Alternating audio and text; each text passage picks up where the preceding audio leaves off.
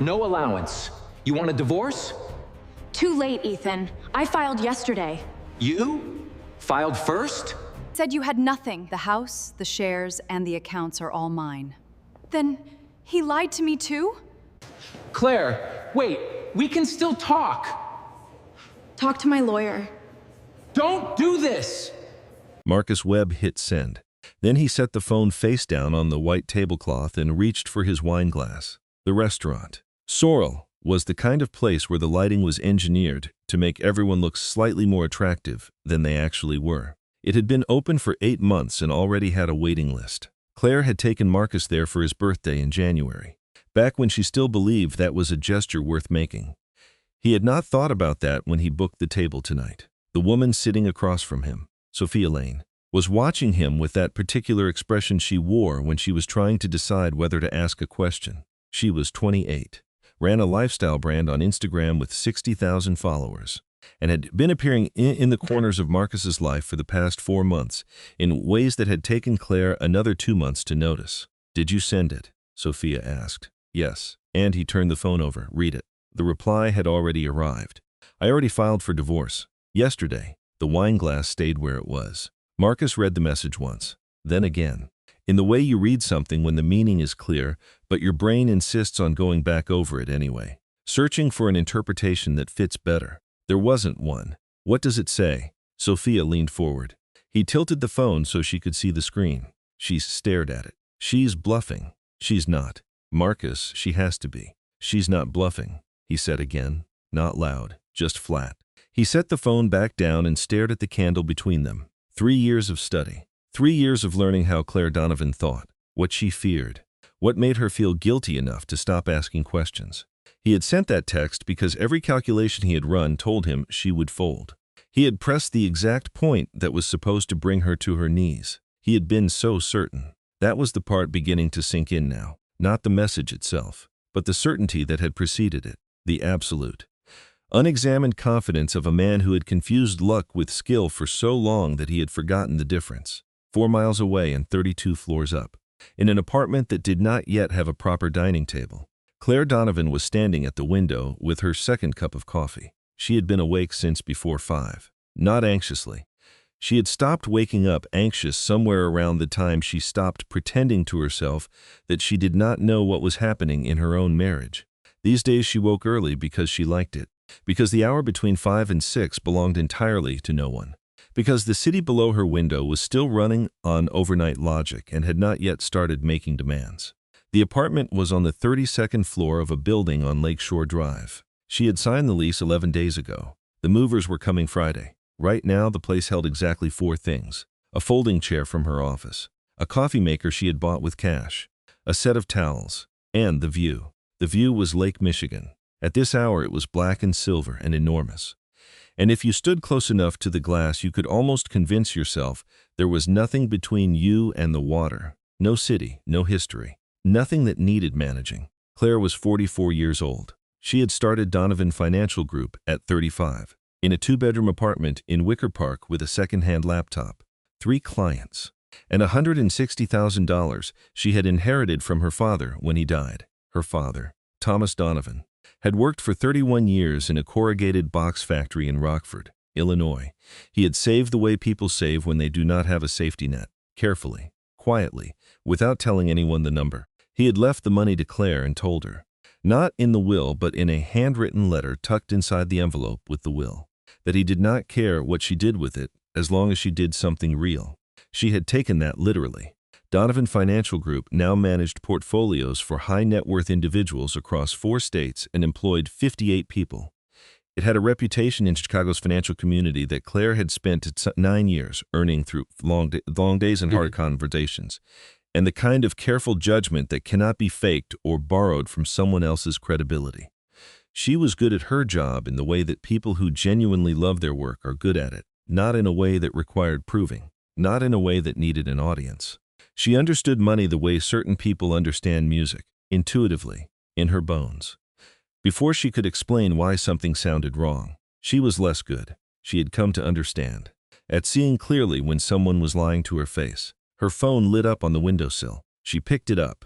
She had assumed it was Nathan, her assistant. confirming a morning call, or possibly Elena Brooks, her attorney, following up on the paperwork she had filed the day before. It was neither. The message was from Marcus. No allowance this month. I'm done being treated like I'm dependent on you. I want a divorce. She read it once. Then she set the phone down and looked back out at the lake. The sky at the edge of the water was beginning to go from black to a deep bruised blue. In another 40 minutes it would be fully light. In another hour, this city would be entirely awake and asking things of her. She thought about her father. She thought about the drive from Rockford to Chicago she had made the day after she buried him. With the letter in her coat pocket and a specific feeling in her chest that was not quite grief and not quite resolve, but something that lived between them. Something that had no name but pointed in a direction. She picked the phone back up. She typed, "I already filed for divorce. Yesterday." She hit send. Then she went and refilled her coffee and stood back at the window and watched the lake go from dark to light. She did not feel triumphant. She did not feel devastated. What she felt, which was stranger than either of those, was something close to relief. The specific relief of having already done the hard thing before the moment arrived that was supposed to make the hard thing harder. She had built the exit before she announced it. She had been on the other side of the door before Marcus ever tried the handle. He had sent that message because he believed it would unsettle her. He had sent it because 3 years of careful study had told him she feared being left more than almost anything else. He had located that fear early. He had pressed on it regularly. And once, not very long ago, he would have been right. But the woman standing in the empty apartment with the lake view was not the woman he had built his model on. That woman had been quietly, incrementally replaced. And he had been too absorbed in his own performance to notice. Let us go back to the beginning. Claire Donovan and Marcus Webb met at a fundraising dinner for a children's literacy nonprofit on the North Side. This was 4.5 years ago, in October, when the weather in Chicago had just turned cold enough to make indoor events feel genuinely appealing rather than obligatory. Claire had been standing near the window with a glass of Sauvignon Blanc, slightly apart from the crowd. In the way she often positioned herself at events she attended out of obligation rather than desire. She went because she believed in the cause and because her firm had made it a practice to show up for the nonprofit community. She did not go because she enjoyed fundraising dinners. She had attended enough of them to know that most of the conversation was a performance of connection rather than the real thing. Marcus introduced himself by asking her what she thought the most under-discussed asset class in climate finance was. It was a real question, not a setup, not flattery in disguise. He asked it and then waited, as if he genuinely intended to listen to the answer. She had said farmland water rights and municipal resilience bonds. He had nodded slowly, filing it away. Then he said he had been thinking along similar lines, that he was between projects at the moment, looking at a few different directions, and that he found conversations with people who had actually built something more useful than anything he had read in the last year. She had laughed at that, the unguarded kind, the kind that happens before you decide to have it. By the end of the evening, they had talked for nearly an hour. He was attentive without being obsequious. He was funny in a way that did not require an audience to land. He seemed genuinely interested in how she thought, not just in the fact of her success. She had spent most of her professional life being experienced by men as either intimidating or irrelevant. Marcus seemed to experience her as neither. She told herself not to read too much into a single evening. She read too much into it anyway. 3 months later, he was spending most nights at her apartment in Lincoln Park. 5 months after that, she suggested he move in properly, and told herself it made practical sense because he was paying month to month somewhere else, and she had more space than she needed. He framed the move as the two of them building something together. She had liked that framing. She had let herself believe it. What actually happened over the months that followed was something that resists simple description, because it did not happen all at once. It assembled itself gradually, one small arrangement at a time. Each individual piece reasonable enough on its own that you could not hold it up and say, "This is the problem. This is the exact moment it went wrong." First, there was the credit card. He needed something for business expenses, just temporarily, while he was getting his consulting practice off the ground. She gave him a card linked to a secondary account she rarely touched. Then there was the car. His lease was ending. She had a company vehicle sitting in the garage, and it made logical sense for him to use it since he was frequently running errands that benefited the firm. She agreed before she had fully decided. Then there was the monthly transfer. He needed some financial stability while he was building. Not much, he said. Just enough to not have to think about money while he focused. The amount he named was not unreasonable, and she could see that financial uncertainty was genuinely affecting his ability to move forward. She set up the recurrent transfer and told herself it was temporary. The consulting practice was, as best Claire could tell, always approximately 3 months from taking off. There was a sports representation venture that collapsed before it started, a real estate advisory angle that never produced a single client, a period when he was in serious conversations with a technology startup in Denver, the details of which shifted slightly every time she asked. Something involving commodity imports that he described in terms specific enough to sound plausible and broad enough to deflect scrutiny. Every time Claire raised a question, Marcus had an answer. The answers were never quite satisfying, but they were always just coherent enough that pressing further felt like a failure of faith rather than a reasonable response to evidence. And Marcus had a precise and practiced way of making doubt feel like a character flaw. He knew, as well, how to make her feel she was falling short emotionally. Not through anger. He almost never raised his voice. He did it through a particular quality of quiet disappointment, a slight withdrawal of warmth after she questioned a financial decision, a comment, delivered gently and at the right moment, about how hard it was to feel truly seen by someone who could not separate professional thinking from personal love. And Claire, who had spent years being told in her professional life that she was too analytical, too transactional, not emotionally accessible enough, would feel the old uncertainty open inside her. She would wonder if they were right. She would back down, approve the expense, release the funds, and Marcus would become warm again, as if a switch had been flipped. And for a while everything would feel balanced, and Claire would exhale and decide she had been overthinking it. This cycle had run for 3 years. It had run long enough that she had stopped questioning most of it consciously. It had simply become the architecture of her life, the way the layout of a familiar room stops registering once you have lived in it long enough. You stop noticing the door that does not open all the way. The moment that changed was a Thursday afternoon in late February. James Reeves, her forensic accountant, had joined the firm 2 years earlier after a decade auditing financial fraud cases for the federal government. He was methodical and careful and delivered information in the flat, precise sentences of someone who had learned to keep his own reactions out of it.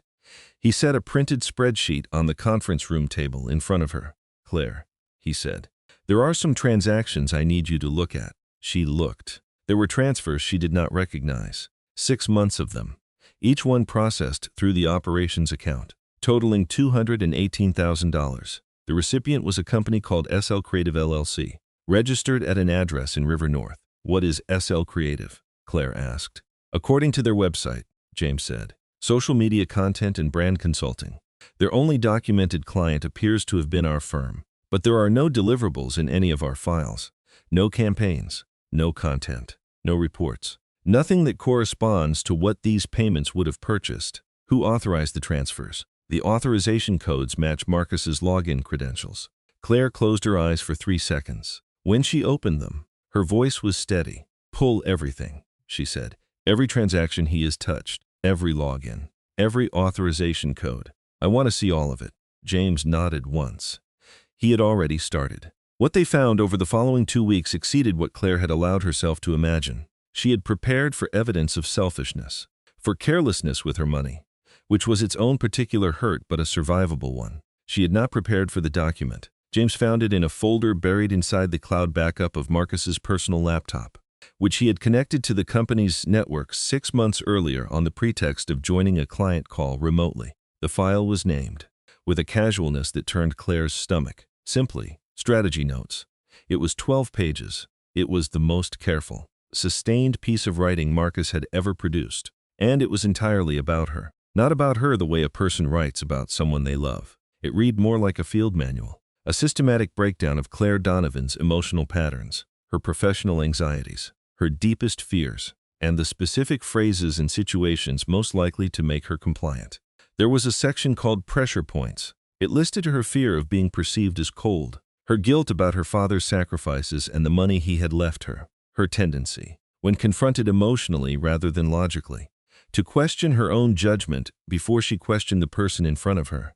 There was a section called Maintenance. It laid out a schedule of warmth and withdrawal, when to be attentive, when to pull back slightly to create anxiety, when to bring flowers, when to have a serious conversation about the relationship in order to redirect her attention away from financial questions. There was a section called contingency.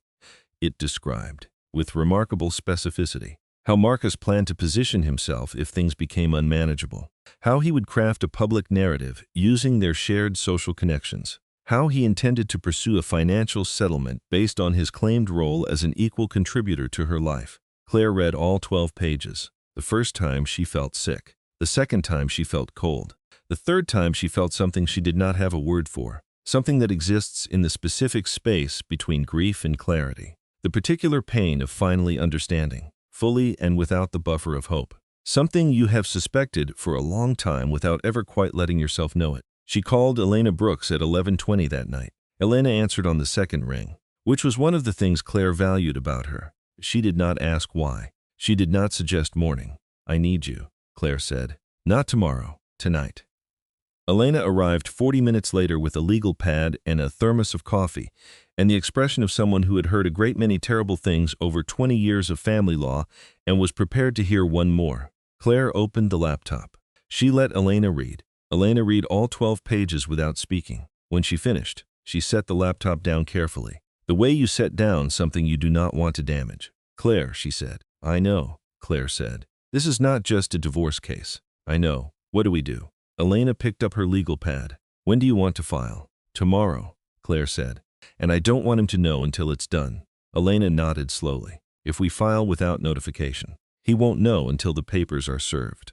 Or until he does something that gives you a reason to tell him yourself." Claire thought about the 12 pages, about the section called contingency. "He'll overreach," she said. "He's patient in certain ways, but not in others. When he feels the pressure building and can't see what I'm doing, he'll make a move he thinks is strategic. He'll push too soon. You think he'll tip his hand. I think he'll try to use leverage before he's confirmed where I am. And when he does, I want to already be on the other side of the door before he tries it." That conversation happened on a Thursday. On Friday morning, Elena filed. On Friday afternoon, Claire signed the lease on the apartment with the lake view. On Saturday morning, Marcus Webb sat in a restaurant he had charged to Claire's company account and sent the message he believed would finally give him the upper hand. And Claire Donovan, standing in a nearly empty room with a cup of coffee and a view of the lake that was entirely hers, read the message and felt exactly nothing she had not already made peace with. She typed her reply. She put the phone down. She watched the sun come up over the water. She thought about her father. She thought about the letter in the envelope. She thought about what it meant to do something real. She was 44 years old. She had built something from almost nothing.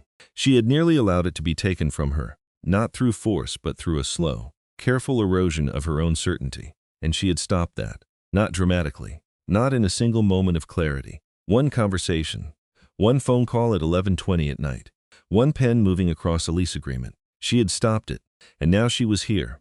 And outside the window the lake was exactly what it had always been, steady, enormous, entirely indifferent to the dramas of the people who lived beside it. There was something clarifying about that. She finished her coffee. She opened her laptop. She had affirmed a run and a day ahead of her. And somewhere across the city, Marcus Webb was sitting with an empty wine glass and a message on his screen, and a very long morning just beginning. She did not think about him again until she had to. The thing about Marcus Webb was that he did not appear fully formed at a charity fundraiser. He had been built slowly, over years, from a series of choices that started small and compounded in the way that certain habits compound, the kind you do not notice until the math has already been done. He grew up in Fort Wayne, Indiana, the middle child of 3. His father sold insurance and had a gift for making strangers feel instantly at ease. The kind of man who remembered your name and your wife's name and the name of your dog, and made you feel, while you were in his presence, that you were the most interesting person he had spoken to all week. He was not dishonest. Exactly, he was simply better in a room than he was at home. At home he was tired and inconsistent and full of half-finished projects. At home the charm was a coat he left by the door. Marcus watched all of this and took from it 2 specific lessons. The first was that charm, deployed strategically and without the drag of actual follow-through, could open nearly any door. The second was that his father wasted it by being careless, by letting people eventually see the gap between the performance and the reality. Marcus decided early that he would not make that mistake. He would be more disciplined, more patient. He would choose his rooms carefully. He was bright enough at school to get into a state university with a partial scholarship. He studied business administration, discovered he had no particular passion for accounting or operations or any of the technical disciplines that required sustained attention in the absence of an audience. What he had a gift for was people, for reading them, for identifying. Within a few minutes of conversation, where the gap was between what someone presented and what they were actually afraid of, he dated several women in his 20s. The pattern, which he did not consciously identify as a pattern until much later, was consistent. He chose women who had either built something or come from families that had. He was attentive and perceptive in the early stages of each relationship, in ways that felt, to the women involved, like being genuinely seen. He asked the right questions. He listened in a way that seemed real. He remembered small things and deployed them at strategic moments. And then, gradually, the dynamic would shift. The balance of giving and receiving would tilt in a direction that no single conversation had agreed to. But that had nonetheless become the established reality. He had ended 3 relationships before Claire when the extraction had run its natural course. One woman had called him a user, to his face, at the end of a dinner that had started as an attempt at reconciliation. Another had said, quietly and without drama, that she felt like she had been researched rather than loved. He had dismissed both assessments. He told himself they were not generous enough, that they were confusing interdependence with exploitation because they had been raised to see dependency as weakness. He had very good arguments for why he was not what he was. He was still running those arguments when he met Claire at the literacy fundraiser. But Claire was different in one important way. Not in the way he initially told himself she was different. He did not, despite what he later said to his attorney, develop any genuine feeling for her in those early months. What was different was the scale. Claire was not a comfortable income and a supportive family. Claire was a real company, a real reputation, and a name in Chicago's financial community that could, if used correctly, become the foundation for everything Marcus had been working toward without ever quite articulating it even to himself. He had studied her before the event. He had done what he always did, which was research. He knew the firm's approximate size. He knew her father had left her money and that she had turned it into something real. He knew she had a reputation for being difficult to read, which in his experience meant someone who had learned to protect themselves because the alternative had cost them something. He knew, which was most important, that she had a wound. In interview after interview, in the profiles she had given reluctantly to financial trade publications, Claire Donovan had been described by sources, always unnamed, as cold, focused to the point of detachment, not someone who led with her heart. She had spoken about this herself, once, in a profile in a regional business magazine, saying only that she had spent years in rooms where emotional intelligence was something women were expected to have and penalized for demonstrating. Marcus had read that interview twice. He found the wound precisely and he pressed on it gently. From the very first conversation, he was warm. He was curious. He asked about how she thought, not just what she had built. He said, at the right moment, 3 months into their relationship, that he had spent his adult life looking for someone who was genuinely formidable, and that formidable women were rarer than the world admitted. Claire, who had been told for years in various ways that her intelligence made her harder to love, had felt something in her chest shift when he said that. Not dramatically. She was not a dramatic person. But something had shifted, and Marcus, who was watching carefully, saw it shift and filed it away. He moved in. He stayed. He made himself useful in small ways that accumulated over time. He remembered her coffee order and the name of her first assistant, who had left the firm 3 years before he arrived. He remembered that she could not sleep if there was a crack of light under the bedroom door. He deployed these memories at strategic moments. And Claire, who had spent years in professional environments where attentiveness to emotional detail was considered irrelevant, received each small act of remembering as if it were a gift. He also, from very early on, began to make her feel that she was failing him emotionally whenever she pushed back on something financial. Not through anger. Almost never through anger. Through a quality of quiet disappointment. A certain stillness that descended after she questioned an expense. A withdrawal of warmth so subtle she could not have named it in the moment. And then, eventually, a conversation in which he would say, gently, that he wondered sometimes whether she saw him as a partner or as someone she was managing.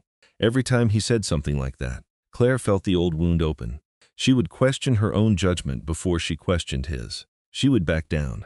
She would approve the transfer, release the funds, let the question go, and Marcus would become warm again, immediately, as if a switch had been flipped, and for a while everything would feel balanced and good.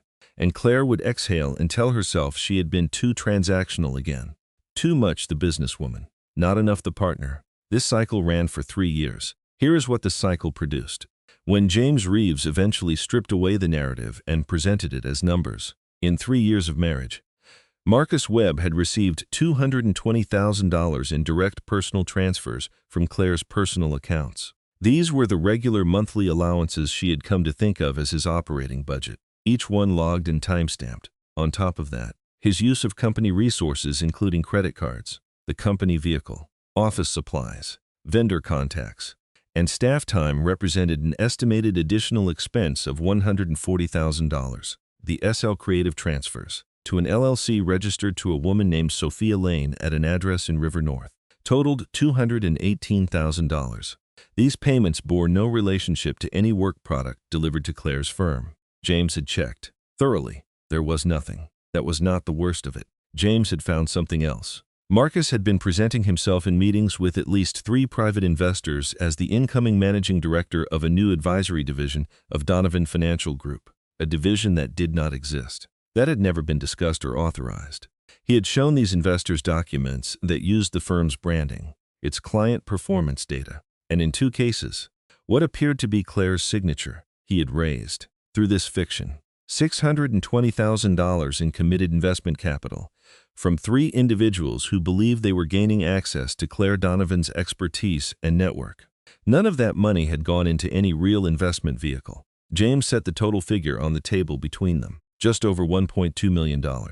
That was the actual cost of 3 years of trusting Marcus Webb. Claire did not move for a long moment. Then she said, "What is our regulatory exposure if any of this becomes public before we can control the framing?" James exhaled. "Significant. The investors may pursue claims against the firm even if you had no personal involvement. Standard vicarious liability arguments based on apparent authority." "I want everything he touched," Claire said. "Every email, every document he showed those investors, every wire transfer into and out of every account connected to his name. I want it all. And James, who else knows about this right now? Just you and me. I wanted you to see it first." She was quiet for a moment. Then she said, "Thank you for that.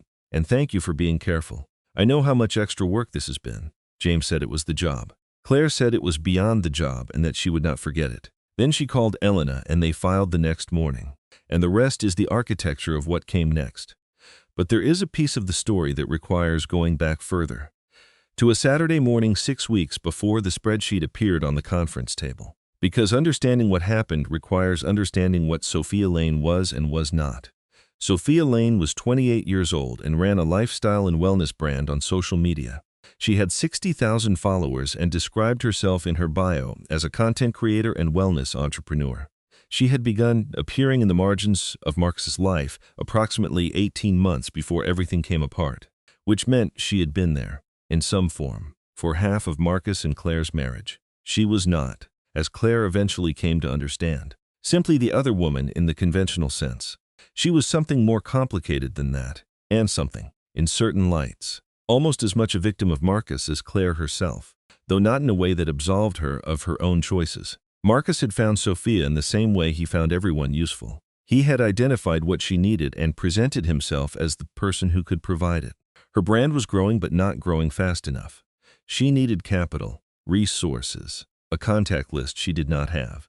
He offered her a business arrangement through SL Creative. Her company would invoice Claire's firm for content and consulting services. The money would flow through and she would take a percentage. He told her it was above board. He told her he managed a discretionary budget within the firm. He told her Claire had authorized the vendor relationship. Sophia had questions she chose not to fully ask. The money was real. The transfers arrived on time. She told herself that if there was something irregular about the arrangement, that was between Marcus and his wife. She had known, or suspected, more than she admitted to herself. That much she would eventually acknowledge, to herself and to others. But she had not known about the investors. She had not known about the forged signatures. When she found out, 6 weeks before the spreadsheet landed on James's desk, she had told Marcus she needed distance. That was when Marcus's behavior toward her changed. And Sophia Lane. who had spent 18 months making a choice not to ask too many questions, found herself looking at the full picture of what she had participated in and understanding that the choice she had made to look away had not actually protected her from the consequences of what she had looked away from. She started keeping records, not to protect anyone else, to protect herself. Every email, every bank statement, every text message, she saved them in 3 separate places. She told herself she did not know what she would do with them yet. She was still deciding when Marcus Webb sat down at a table in Sorrel Restaurant on a Saturday night and sent his wife a text message he believed was leverage. Marcus did not go back to the apartment he had been staying in. A short-term rental in the West Loop he had described to Claire as temporary, while he wrapped up a deal that required him to be available downtown. He went back to Sorrel, where Sophia was still sitting with the remnants of a dinner he had charged to a company card, and he sat down, and he told her that Claire had filed. Sophia looked at him for a long moment. "How long ago?" she asked. "Yesterday," he said. The word landed between them. "She filed yesterday," Sophia said slowly. "Which means when you sent her that message tonight." "I didn't know," Marcus said. Sophia sat back in her chair. She looked at the candle between them.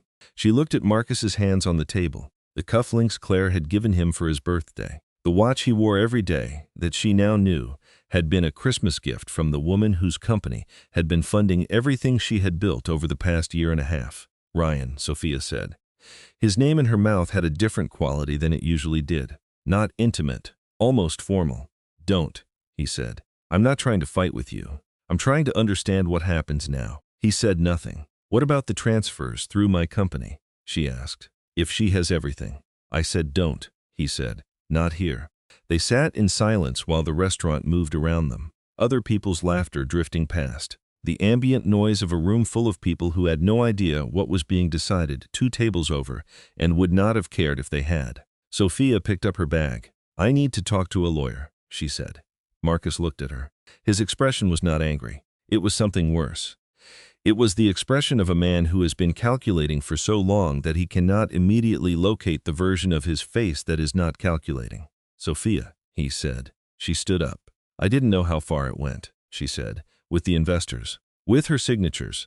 I need you to know that. Not because it changes what I did, but because it's true." He said nothing. She left. Marcus sat alone at the table with 2 wine glasses and the remains of a dinner that had been charged to a card that belonged, technically and legally, to a woman who had filed for divorce 24 hours earlier and had not told. He tried to think his way through it. He tried to find the angle, the narrative, the lever that would give him back the ground he had lost. He was very good at this. He had been doing it his whole life. Finding the angle, finding the story. But the problem with this situation, the specific and fundamental problem, was that Claire had not made an emotional decision. She had made a strategic one, and she had made it with more patience and more precision than Marcus had ever allowed himself to believe she was capable of, because he had spent 3 years studying the version of Claire who was afraid of being left, and had not accounted for the version who had stopped being afraid sometime in the last several months and had been quietly, methodically building the case that would end his access to her life. He had written 12 pages of notes about how to manage her. He had cataloged her fears and her guilt and her need to prove she was capable of warmth. He had been thorough and careful and believed himself to be the smarter person in the room. He had been wrong about which room he was in. The attorney's call came at 9:15 the next morning. His name was Glenn Mercer, a divorce specialist Marcus had quietly consulted 3 months earlier, just to understand the landscape. Glenn had answered on the second ring, and his voice had a quality Marcus had not heard from him before. Not careful or professionally managed, just direct. In the way of someone who has moved past the stage where softening is useful. "She filed yesterday morning," Glenn said. "The paperwork is already entered. I've received notification from Elena Brooks's office. This is a formal proceeding." Marcus was still in the hotel room he had been staying in for the past 3 weeks. He was sitting on the edge of the bed in the clothes he had been wearing the night before. The room smelled like room service and stale air. "What is her position?" Marcus asked. Glenn exhaled. "Aggressive. Elena has submitted a significant volume of financial documentation with the initial filing. I have not had time to review all of it yet, but from what I have seen, this has been in preparation for some time." "How long?" "At minimum several weeks based on the volume, possibly longer." Marcus went very still. Several weeks meant that Claire had been sitting across from him at dinner, responding to his texts, existing in the shared physical space of their life together, while simultaneously constructing the legal infrastructure of everything that was about to happen to him. She had been doing this without showing him a single thing, without changing her tone or her behavior or the particular quality of her attention in any way he had detected. He had studied her for 3 years. She had been hiding this from him for weeks, and he had not seen it. "I need to see you today," Marcus said. "Not this week. I will make myself available," Glenn said. "But Marcus, I need to prepare you. Whatever they have submitted is comprehensive. Rachel's strategy suggests this is not a negotiation. This is a full separation proceeding with the possibility of regulatory referral." He paused. "I am going to recommend you retain a criminal defense attorney in addition to me, because what I am seeing in this initial filing is moving beyond my area of specialty. Criminal. The documentation suggests potential grounds for fraud claims. Whether that moves forward as a civil matter or becomes a referral to state or federal regulators depends on decisions being made by people neither of us controls." Marcus stood up. He walked to the window of the hotel room. He stood with his back to the phone for a moment, looking at the city below him, the skyline he had moved through for 3 years using someone else's name as a door. "What are my options?" he asked. "Honestly," Glenn said, "full cooperation, full disclosure, return every documentable asset connected to her accounts, make no public statements, and call a criminal defense attorney this afternoon." Marcus looked at his reflection in the glass of the window. The suit he had bought on Claire's company card, the watch she had given him, the phone the company account was still technically paying for. Every visible symbol of the life he had been living was someone else's. He had been living inside someone else's life for 3 years and had mistaken it for his own. That realization did not arrive cleanly or all at once. It came the way certain truths come, sideways, in pieces, with the specific nausea of something you already knew, but had been very careful never to finish knowing. He left the window. He sat back down on the edge of the bed. He looked at his hands for a long time. The hands of a man who had spent his entire adult life finding other people's doors and walking through them, and who was now sitting in a room he had not paid for, in a life he had not built, at the beginning of something he had never once seriously planned for. He called his mother. She answered on the 3rd ring. Her voice, when she said his name, had a quality he recognized from childhood. Not surprise, not even disappointment exactly.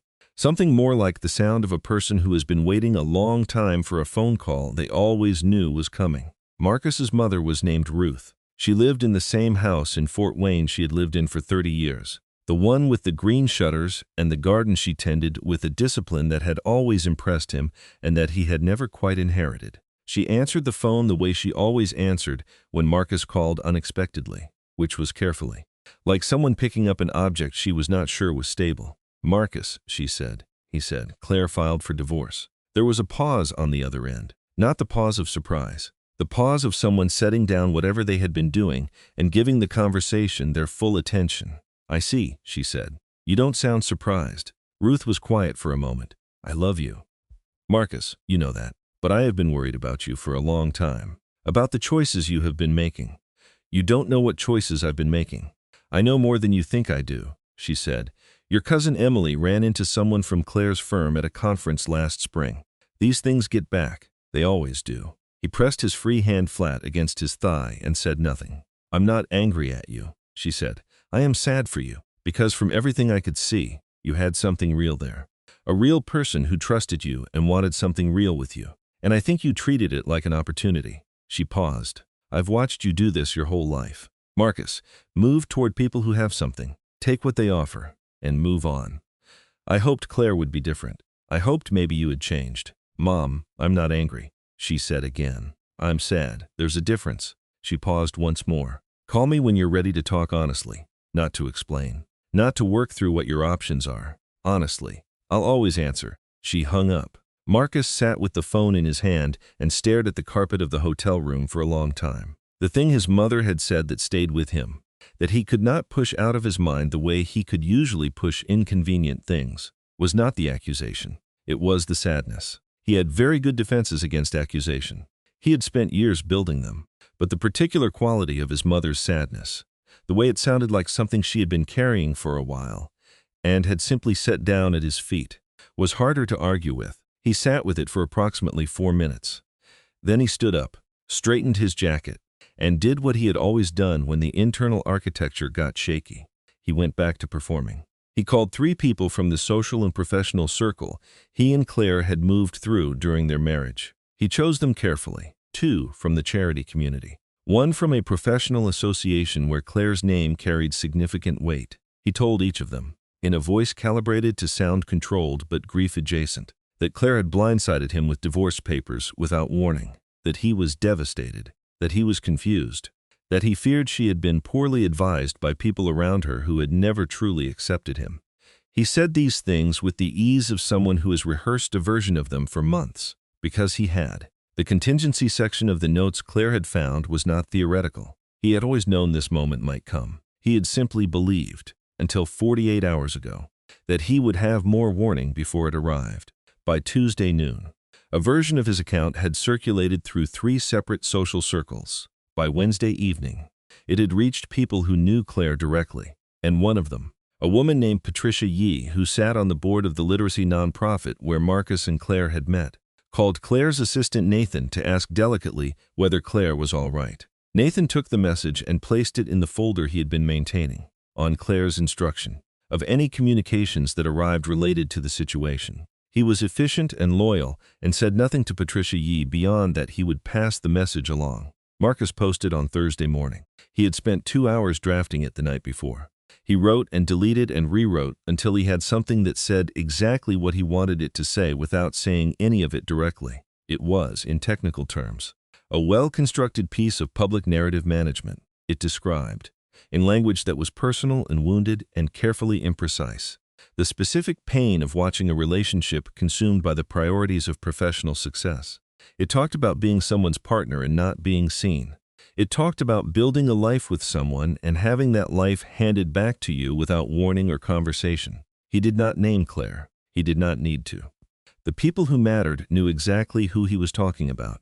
He posted it at 8 in the morning and watched the responses come in. The early ones were sympathetic, support from people who knew only his side, which was the only side he had given them. He sat with his coffee and his phone and felt, briefly, the familiar relief of having redirected the narrative. Claire was in a meeting with her senior team when Nathan put the printed screenshot quietly on the table in front of her. She was mid-sentence about third-quarter projections. She glanced at the paper. She read it in approximately 12 seconds. She turned it face down on the table, finished her point about the Ohio portfolio, and said when the agenda item was closed, "Give me 10 minutes." She went to her office. She closed the door.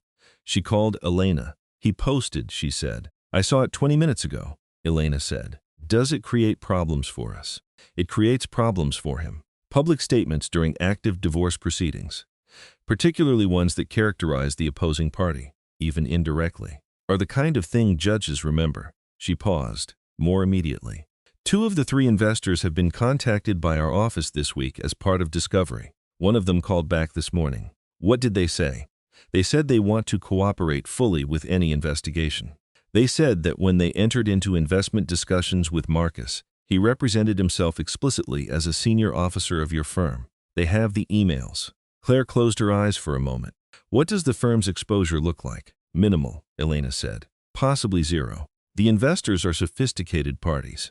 The documentation Marcus produced was clearly outside the firm's official channels. James's audit trail showing your non-involvement is extensive and very clean. What do we do about the post?" "Nothing," Elena said immediately. "Do not respond. Do not acknowledge it. Do not have anyone in your circle respond to it. Silence is a legal posture right now, and it is also, frankly, the most powerful thing you can do publicly." "Let him talk," Claire said. "Let him talk." Elena confirmed. "Every word he adds to the public record becomes part of our record. And right now our record is not his friend." Claire ended the call. She sat in her office for a minute. She pulled up the post on her phone and read it again, more carefully this time. She noticed which words he had chosen. Built a life beside. Success replacing connection. Abandoned. He had taken his 12 pages of notes about her vulnerabilities and repackaged them as a public narrative. He had identified, correctly, that her professional reputation included a perception of coldness, and he was trying to leverage that perception in the court of shared social opinion. It was not an unintelligent move. He had simply made it 3 months too late, against a position that was already fully built. The post did not disappear quietly. By Thursday afternoon, it had attracted attention Marcus had not anticipated and could not script. Someone who identified themselves as a former mutual acquaintance left a comment describing a dinner party the previous year where Marcus had told 3 people, at a table Claire had not been sitting at, that he held an equal stake in the management of Donovan Financial Group. That comment drew replies. Then more replies. Someone else surfaced a post Marcus had made 14 months earlier describing himself on a professional networking platform. As co-founder of a financial advisory venture in Chicago, people began to connect things.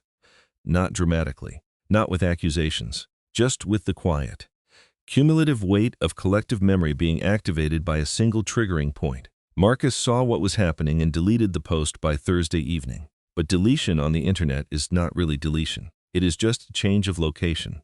The screenshot Nathan had printed and placed on Claire's table was already in a folder in Elena's office. Several other copies existed in other people's phones and inboxes. On Friday morning, Glenn Mercer called Marcus again.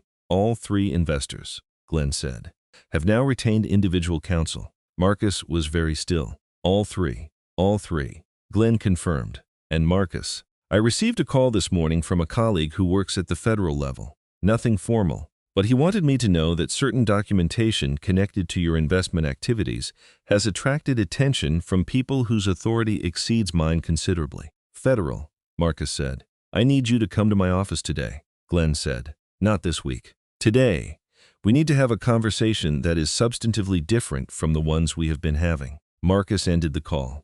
He sat in the hotel room, in the suit Claire had bought him, wearing the watch she had given him for Christmas, and understood with a completeness that had been assembling itself for days that he had not, in fact, been playing a long game. He had been playing a short game with a very convincing long game costume, and the difference between those 2 things had just become structurally impossible to hide. He went to Glenn's office. He sat across from a man who had spent 20 years in family law and who now looked at him with the particular expression of someone who has reviewed documentation that changed the nature of the conversation. Glenn set a thick folder on the desk. I have reviewed the complete filing, he said. All of it. It took me most of last night. Their forensic accountant has been working this case for at minimum 8 weeks. Every transaction, every authorization, every vendor payment. It is documented with a precision that suggests someone was looking specifically for what they found rather than stumbling across it. How much do they know about the investors? Marcus asked. Everything, Glenn said. Emails, meeting invitations, draft documents, wire transfer confirmations, and copies of 2 documents that appear to carry Claire's signature authorizing a new advisory division. He paused and looked at Marcus steadily. I need you to tell me right now whether those signatures are genuine. Marcus was quiet for 3 seconds. Glenn leaned back in his chair. All right, he said, in the tone of a doctor who has just had a diagnosis confirmed. Then you need to understand that this is no longer a divorce proceeding with a financial dispute attached to it. Elena Brooks has already been in contact with the Illinois Department of Financial and Professional Regulation. Depending on how the investor situation develops, we may be looking at federal wire fraud statutes. Marcus stood up. He walked to the window of Glenn's office and stood there for a moment with his back turned. What are my options? He said. Full cooperation, Glenn said. Voluntary disclosure. Complete financial restitution on every documentable asset. No public statements. And you need to retain a criminal defense attorney today, because this case has moved past what I am equipped to manage alone. Marcus turned around. You're telling me I need a criminal attorney. I'm telling you, Glenn said carefully, that the documentation submitted would support a referral for criminal investigation. Whether that referral comes from Claire personally or from the regulatory agencies independently, once the filing becomes part of the public record, is not something either of us can control. Marcus sat back down. He looked at his hands. The watch caught the morning light coming through Glenn's window. He remembered the Christmas morning Claire had given it to him. She had wrapped it herself, badly, in a way that made her laugh when she handed it over. Because she always said she wrapped gifts like a person who had learned the concept theoretically. He had thanked her and told her it was exactly what he had wanted. What he had actually been thinking, while he thanked her, was that it was a significant piece of jewelry, and he had looked up its resale value the following day. He had not sold it. He had kept wearing it because it looked like the life he was supposed to be living, because a visible symbol of the right life was more useful to him, day to day, than the cash equivalent would have been. That was, he understood now, a fair summary of his entire approach to everything. "I need time to think," Marcus said. "You have until Monday," Glenn said. "After that, the supplemental filing goes in and my advice becomes less useful by the hour." Glenn left in the office and he sat there for a long time. Then he went back to the hotel. He ordered room service. He did not eat. He stared at the ceiling and ran through scenarios and found, for the first time in his adult life, that the scenarios were not yielding. There was no angle he could construct that held up when he tested it against what they had. There was no version of the narrative that fit the documentation. Claire had not made an emotional decision. She had made a strategic one, and she had made it earlier and more carefully and with more foresight than he had ever seriously considered she was capable of. He had spent 3 years studying who she was when she was afraid. He had not accounted for who she became when she stopped being afraid. He was still sitting with that on Saturday afternoon when Sophia Lane walked into Elena Brooks's office. She arrived without warning. She had called ahead only to confirm someone would be available to speak with her. She had her own attorney. He had advised her to go. She sat across from a young associate named Priya, who had been on Claire's case since the beginning, and she set a manila folder on the desk between them. "I want to cooperate," she said. "I want to tell you everything I know." Priya looked at the folder and told Sophia she should have her own attorney present. "I have one," Sophia said. "He knows I'm here." She pushed the folder forward. "I kept everything. Every message, every email, every transfer notification. I kept it because I didn't know how this was going to end, and I didn't want to be the person with nothing when it did." Priya opened the folder. Inside were 18 months of printed emails between Sophia and Marcus, bank records showing the SL Creative transfers into Sophia's personal accounts, and 3 documents Priya had not seen before. They were documents Marcus had sent Sophia in the early stages of their arrangement. They were detailed. They described, in Marcus's own words, what he intended to do with Claire's money, how long he expected to need SL Creative as a transfer vehicle, what his exit looked like when the time came. There were handwritten notes in the margins of 2 of them, additions he had made after sending them. In the small, precise handwriting Priya had seen on other documents in the file. Priya read the first document. Then she looked up at Sophia. "How long did you know what he was doing?" she asked. Sophia's expression was not simple. It was the expression of someone who has spent several weeks arriving at an honest answer to a question they initially did not want to ask themselves. "I knew he was moving money through my company," Sophia said.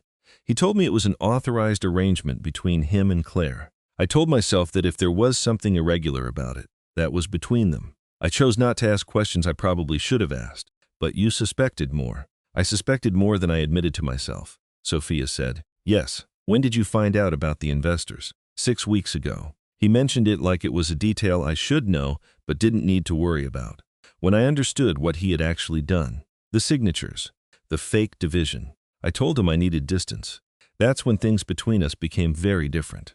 And the post he made on social media this week." Sophia's jaw tightened slightly. "That's when I called my attorney." Priya closed the folder carefully. She looked at Sophia for a moment. "Is there anything you haven't shown me?" Sophia reached into her bag. She placed a small external hard drive on the desk. "Everything," she said. 18 months of everything. I made 3 copies. Elena called Claire that evening. Claire was on the floor of the new apartment, back against the wall, eating pad thai from a container. The furniture had not arrived yet. She had a small portable speaker on the floor beside her, playing Norah Jones at low volume. A speaker Marcus had called embarrassingly small and offered to replace multiple times. She had never replaced it. She answered on the first ring. "Sophia Lane came in today," Elena said. Claire was quiet for a moment. "She came to you," Claire said. "She came to Priya," Elena said, "with documents that fill in every remaining gap in our record. Emails documenting his intentions from the beginning, financial records, and 3 planning documents he sent her that describe, in his own words, with his own handwritten notes in the margins, exactly what he intended to do with your money and how long he planned to do it." Claire set down the food container. "His own words," she said. "His own words." Elena confirmed. "Claire, this is no longer a case where anyone will be able to argue that this was a marital disagreement about finances or a difference in expectations. This is documented intentional fraud across 3 years. The investor misrepresentation, the forged signatures, the transfers through SL Creative. It is all there, in writing, from his own communications." Claire leaned her head back against the wall, in the apartment behind her. Norah Jones was singing something quiet and unhurried. the kind of voice that fills a room without pushing. How is it that he doesn't know she came in? Claire asked. He may know by now, Elena said. Or he may find out Monday when the supplemental filing lands and he sees her name on the documentation list. Claire thought about Marcus wherever he was tonight. In the hotel room she was technically still paying for, believing he was still managing the situation. She thought about the 12 pages, about the section called contingency, about the absolute confidence with which he had written it, the confidence of a man who believed he had accounted for every variable. He had not accounted for Sophia Lane deciding she did not want to be the person holding nothing when it fell apart. He had not accounted for the variable of a woman who, once she understood the full picture, chose to put herself on the right side of the documentation rather than the wrong one. Elena, Claire said, what does Monday look like? Monday, Elena said, is the beginning of the end. The supplemental filing goes in at 8. The IDFPR documentation goes simultaneously. The investors' attorneys will have everything they need by end of business. And Glenn Mercer, who is a careful man, will sit down with Marcus at some point in the morning and tell him that the only remaining question is how badly this ends for him. And the firm is clean, Elena said. James's work over the past 2 months has made that case completely. You are a victim of fraud committed against your company. That is the regulatory position and it is clear. Claire exhaled slowly. Okay, she said. Elena, she added after a moment, what you said about how I handled this. I want you to know that I was angry. I was very angry. I know, Elena said. I just couldn't lead with it. The evidence had to lead. That is exactly what I mean, Elena said. I have been in family law for 20 years. I have never seen anyone navigate something this painful with this much clarity. You didn't let the anger become the strategy. You let the truth be the strategy. After they hung up, Claire sat on the floor of the empty apartment and listened to the music and thought about Monday. She did not feel satisfied. What she felt was the specific exhaustion that comes at the end of a very long effort. The kind of tired that is not unpleasant because it comes from having done the thing that needed doing. She thought about her father, about the letter in the envelope, about the money he had put aside for 31 years working a factory floor, so that his daughter could have something real. She had nearly let that go. Not the money specifically. The thing the money represented. The life she had built herself, with her own judgment, her own work, her own name. She had nearly allowed someone to take that from her not through force but through the patient, deliberate erosion of her confidence in her own perception. She had not let it go. She finished her food. She turned the speaker up a little. The music filled the empty apartment the way sound fills a space that has no furniture yet to absorb it, pure and direct and entirely present. She closed her eyes. Monday was coming. And she was ready. Monday arrived the way certain days do when you have been building toward them for a long time. Not with ceremony. Not with any visible shift in the weather or the quality of the morning light. Just an ordinary day, carrying the weight of everything that had been assembled in the weeks before it. Claire was up at 4:30. She had not set an alarm. Her body had developed, over the past several weeks, the habit of releasing her from sleep early on days when something important was scheduled. As if some internal system understood that certain mornings required more runway than others. She made coffee in the small machine she had bought the day she signed the lease. The one that had been the second object to exist in the apartment after the folding chair from her office. She stood at the window with the first cup and watched the city below her begin its transition from overnight to morning. The lake was dark at this hour and very still, the surface holding the reflection of the lights along the shore in long, broken columns. She had grown up in Rockford and had not lived near water until she moved to this apartment, and she found she was not yet accustomed to it. Every morning it was slightly different. Every morning it surprised her in some small way. Rachel had told her to be at the courthouse by 8:45. The supplemental filing would go in at 8 the moment the clerk's office opened. The IDFPR notification would go out simultaneously. The investors' attorneys had been in coordination with Elena's office through the weekend and were prepared to file their own supporting documentation by 9. Marcus would be notified by Glenn Mercer at 8:30, or possibly earlier if Glenn had reviewed the complete supplemental package over the weekend and understood what Monday morning meant for his client's position. Claire had arranged all of this with the same attention she brought to a complex portfolio restructure. She had mapped the timing. She had confirmed every piece with Elena on a call Sunday evening. She had made sure nothing overlapped in a way that could create procedural confusion or give anyone room to argue they had not received proper notice. She was, as Elena had told her on that Sunday call, almost unsettlingly calm. Claire had smiled at that. "I've been calm for weeks," she said. "The hard part was the weeks before anyone knew. The preparation is where the cost is. Today we're just running the process." Elena had said that most clients in her position were not sleeping well the night before a major filing. "I sleep fine now," Claire said, and she did.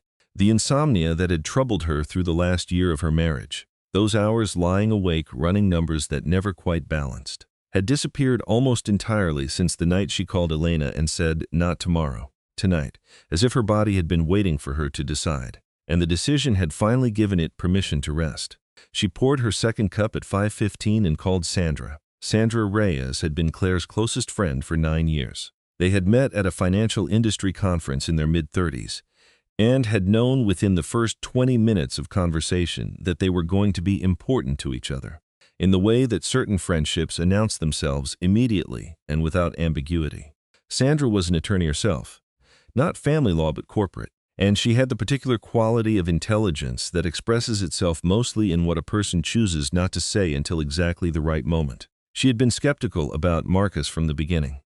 She had watched the arc of it with the careful, worried attention of someone who sees a problem clearly and loves the person in it too much to say so before they are ready to hear it. Sandra answered on the first ring. "It's today," Claire said. "I know it's today," Sandra said. Her voice was warm and alert. "How are you? Ready? You have been ready for 6 weeks. Today you're just finishing what you started." "That's a good way to put it." "I know it is. I'm very good with words." A pause. "Claire, are you actually okay? And I mean that honestly, not in the professional sense." Claire thought about it. "I think I'm better than okay," she said, "which is strange because I keep expecting to feel worse than I do. Like I'm waiting for something to break through that hasn't yet. Maybe it already came," Sandra said quietly. "Maybe all those nights you couldn't sleep in that apartment. Maybe that was the grief.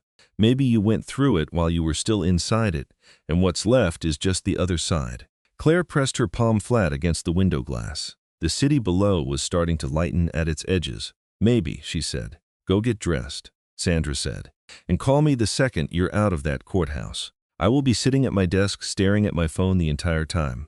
Claire laughed. A real laugh, unguarded and sudden.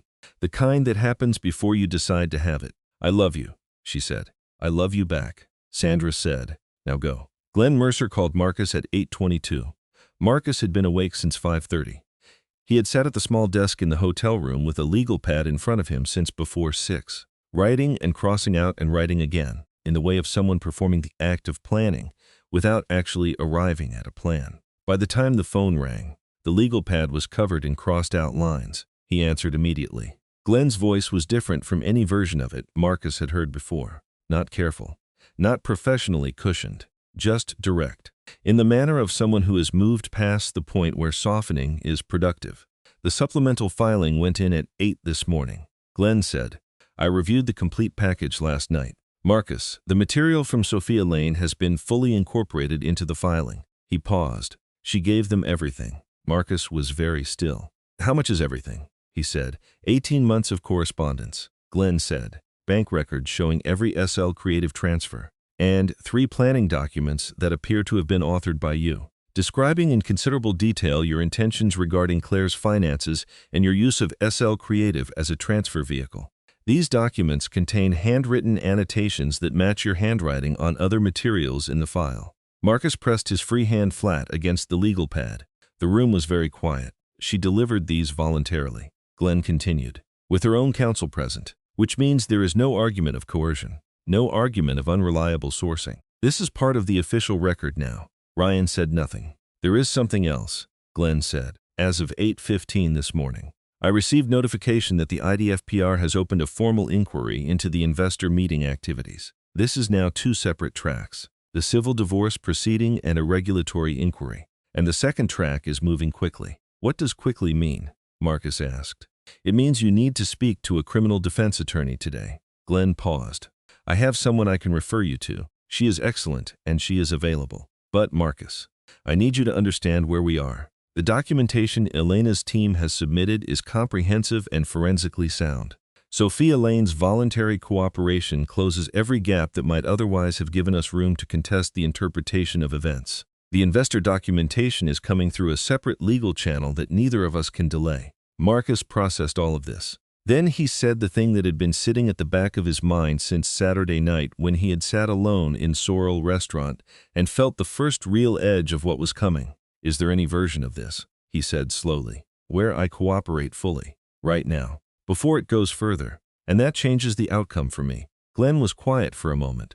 Full cooperation, voluntary disclosure, and complete financial restitution are the three factors most likely to influence a prosecutor's decision if this reaches the charging stage. I cannot promise you an outcome, but those three things are your best available position. All right, Marcus said. He said it the same way his mother had said it on the phone 3 days earlier. All right, in the voice of someone who has finally stopped arguing with the situation. Call your contact list, Glenn said.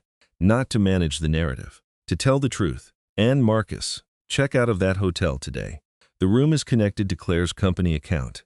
Being served papers at an address she is paying for is the last position you want to be in when the next phase begins. Marcus looked around the hotel room. The room service tray from the previous evening still sitting near the door. The suit jacket on the back of the chair, bought on a company card. The watch on the nightstand, the one Claire had given him for Christmas. Everything comfortable and visible in the room was someone else's. He had been living inside someone else's life and calling it his own, and the specific clarity of that, at 8:30 in the morning with Glenn's voice still in his ear, was the most honest thing he had felt in years. I'll check out this morning, he said. He did. By 9:45, he had settled the hotel bill on a personal card that had been barely used and carried a balance he had been ignoring, packed 2 bags into a cab, and made arrangements to stay with a college friend in Evanston, who did not yet understand the full scope of what was happening. He made no posts. He called no one from the social circle he and Claire had shared. He went to Glenn's office and spent 2 hours going through the cooperation agreement that Glenn's paralegal had already begun drafting. And then he did something he had not done in years without a strategic reason behind it. He called his mother back. She answered before the second ring. I'm ready to talk honestly, he said. I know, she said. I've been waiting. She did not say I told you so. She did not enumerate his failures. She listened, with the specific quality of attention that belongs to people who have loved someone difficult for a long time and have learned to wait for the moments when the difficulty falls away and the person underneath becomes temporarily accessible. Marcus told her. Without performance and without the architecture of self-justification, he had been constructing and deconstructing all weekend. What he had done, not the version with explanations, the version with only the facts. It took a long time. When he finished, she was quiet for a moment. What are you going to do now? She asked. I don't know yet, he said. But I'm going to stop pretending to be something I'm not. I'm going to stop treating people like problems to be managed. That, his mother said, is the first honest thing you've said to me in a very long time. He did not argue with that. The courthouse on West Washington was a building Claire had been in before, for various professional reasons over the years, but never for anything personal.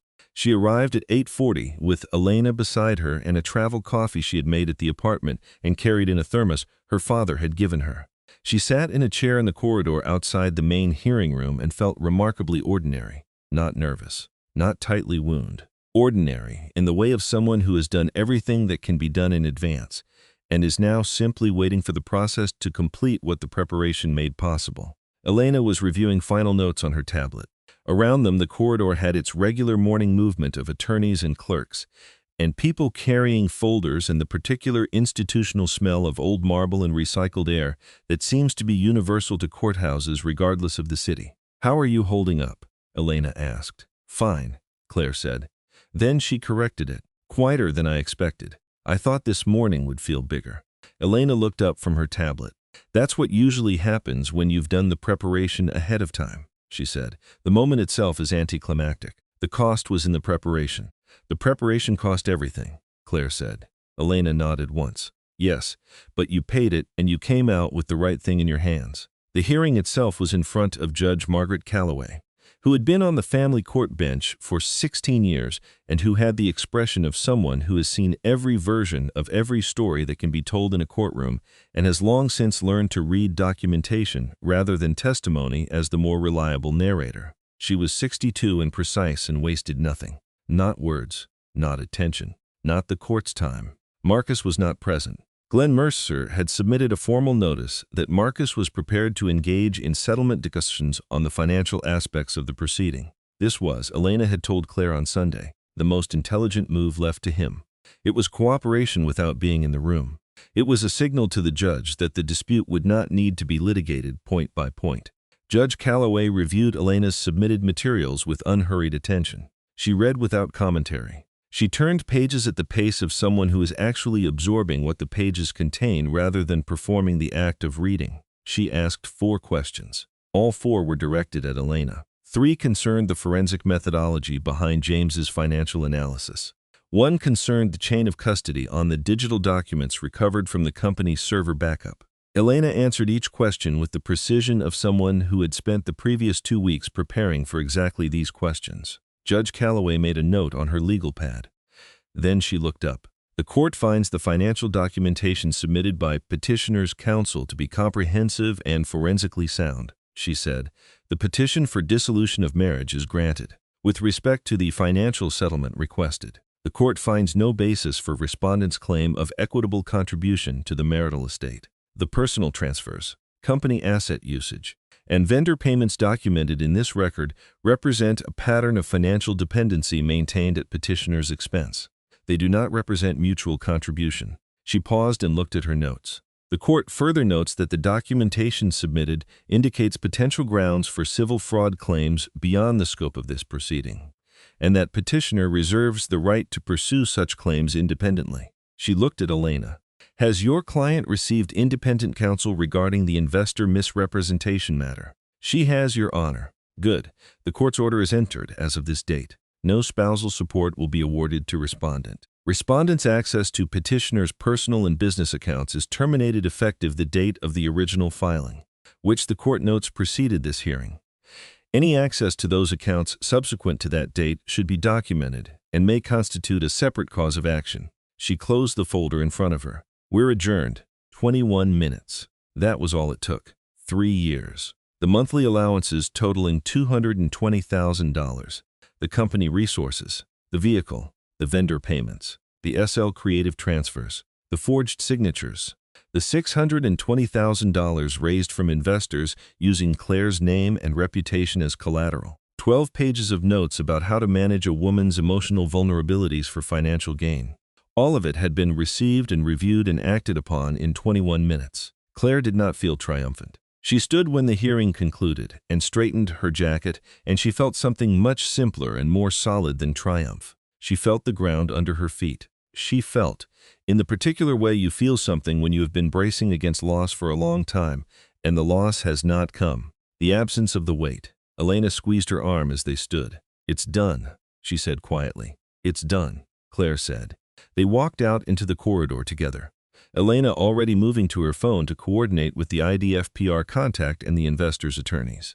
Claire walked a few steps and then stopped. She stood in the middle of the hallway and breathed. Just breathed. In and out, with the deliberate quality of someone who has been holding something tightly for a long time and has finally, carefully, set it down. Her phone buzzed. Sandra, texting from her office 40 blocks away. Well, Claire typed back. Done. Clean. He gets nothing.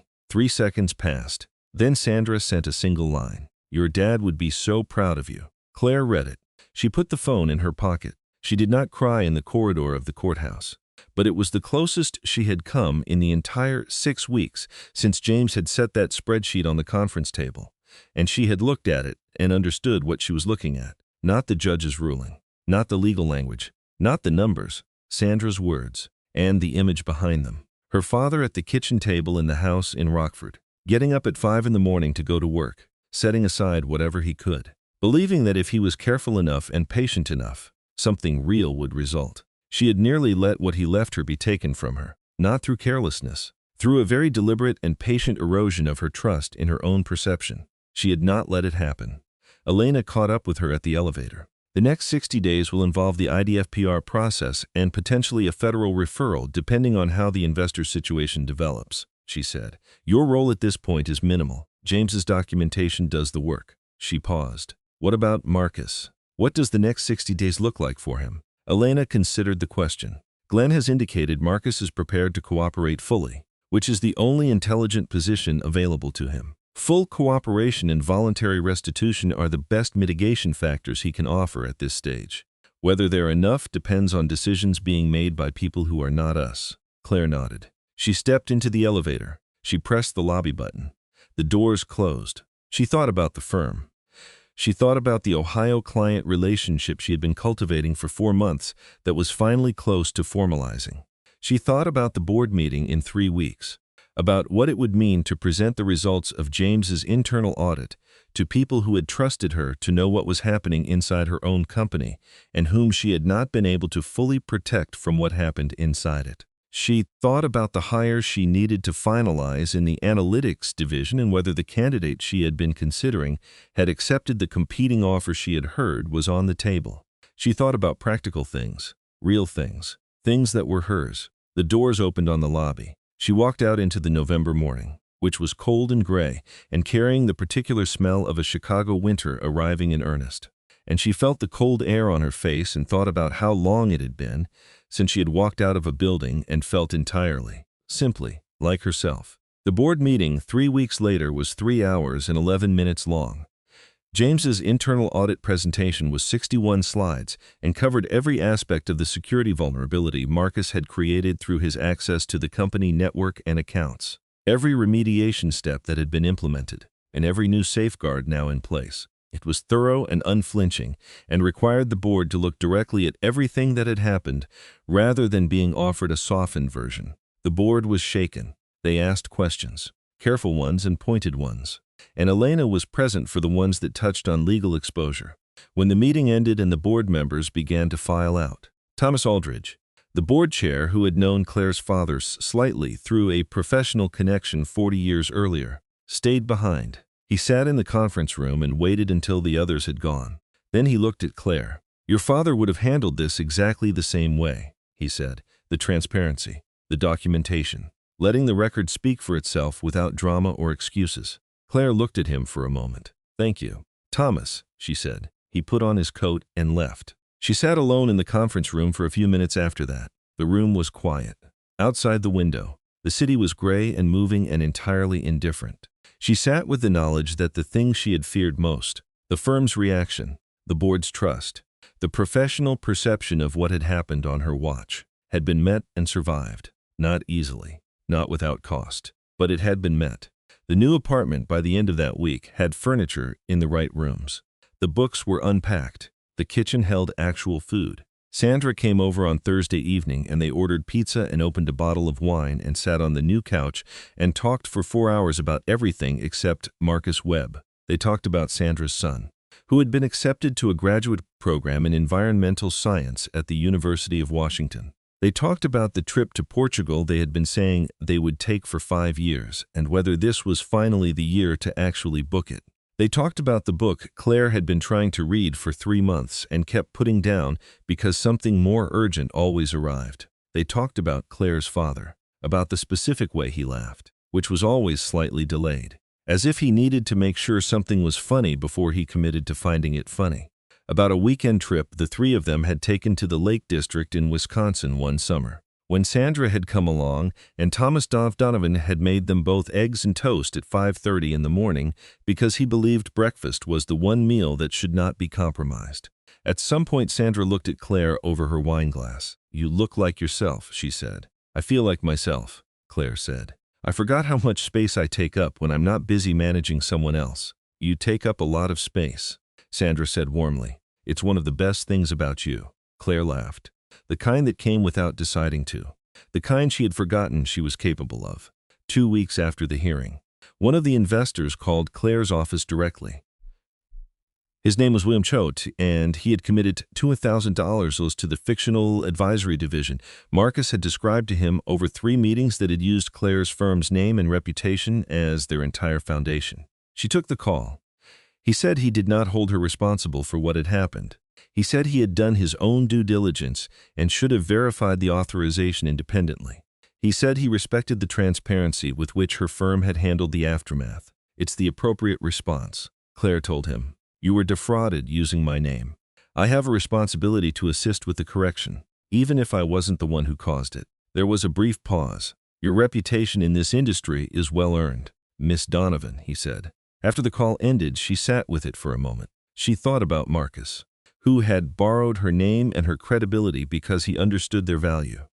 She thought about what it meant that people like William Cho had believed in her name enough that its theft had actually worked. She thought about the strange, almost paradoxical truth that the same reputation Marcus had exploited was now the thing insulating her from the full fallout of the exploitation.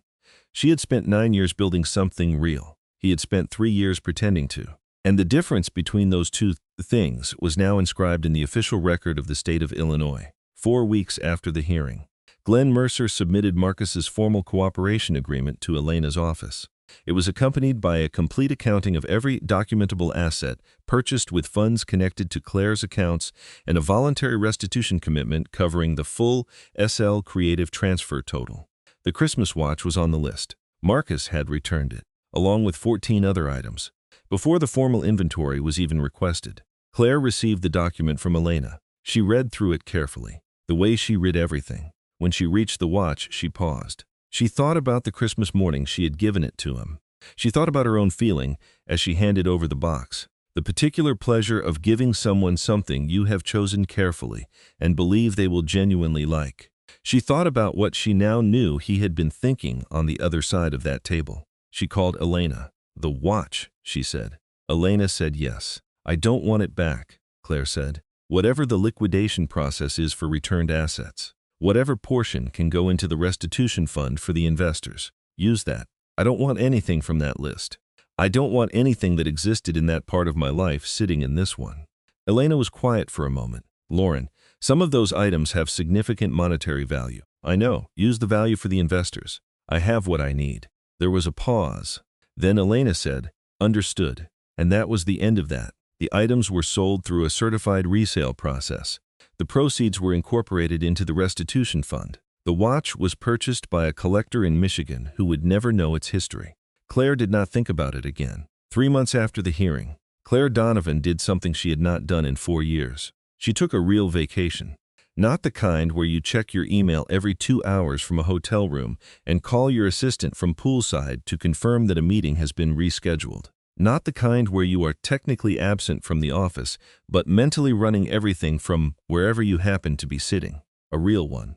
A week where she handed operational responsibility to her deputy director, told Nathan to protect her calendar as if it contained classified material, and boarded a flight to Lisbon with Sandra Reyes in a carry-on bag that did not contain a single work file.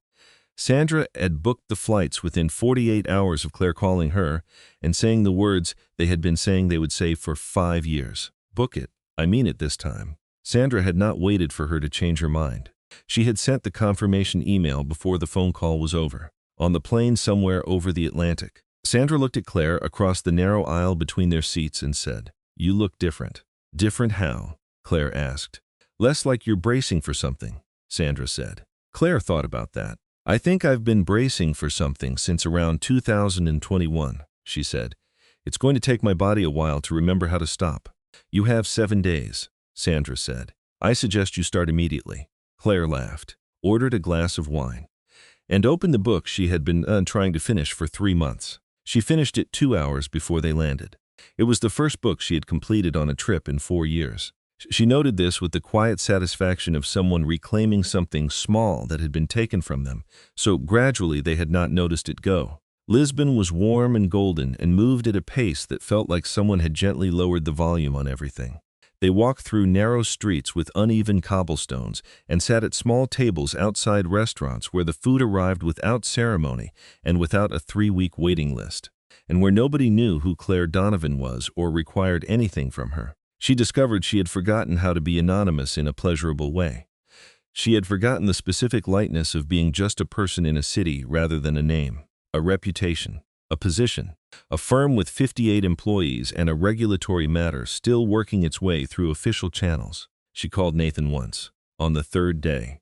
Not because anything was wrong, but because she wanted to hear a familiar voice from home. He told her the Ohio client had signed. The analytics hire had confirmed her start date.